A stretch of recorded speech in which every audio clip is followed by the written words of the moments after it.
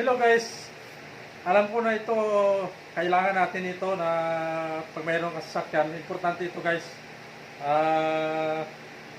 Kailangan meron tayong warning device. So, ang pinili ko guys ay dalawa na, dalawang klase na warning device sa atin. So, red saka yellow. Sino na sasabi na hindi kailangan to? Kailangan natin to guys dahil sa pag mayroon tayong trouble, kailangan natin kahit sa LTO, sabihin sa inyo, hanapan kayo nito. So ito dalawang klase ito guys. Yan, red saka yellow. So bale ito red sa hulihan ng kotse, ng sakyan, doon natin ilalagay. Tapos yung dilaw naman, doon sa unahan. Ayan. Ayan. So, madali na yung assemble guys, oh. Ganito na yun. Assemble siya, di ba? Yan o, para i-triangle mo lang. So, para mayroon lang sa button. Napakadali lang, di ba? Napakadali lang siya, oh. I-dikit mo lang siya, oh.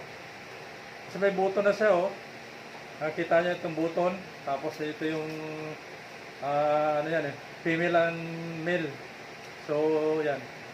Oh, yan, kabit mo lang. Tapos ito yung stand niya. Pag kinabit nyo nito, yan. Ano na yan? Pwede nyo ikot to. Yan, para, ano siya, oh. Yun o, naiikot yan guys, para pag nilapag nyo, no? At tuwid yan. Hindi siya matumba. Ayan. So, pakita natin. Ayan. So, gano'n lang yan, no? Diba? May stand. Yan, nakatayo siya. So, gano'n din yung dilaw. So, madali lang siya i-assemble. Yan. Paano lang, nakatayo lang yung dilaw, oh. Diba? Yan. So, ganito lang din. Parehas na silang dalawa. Yan.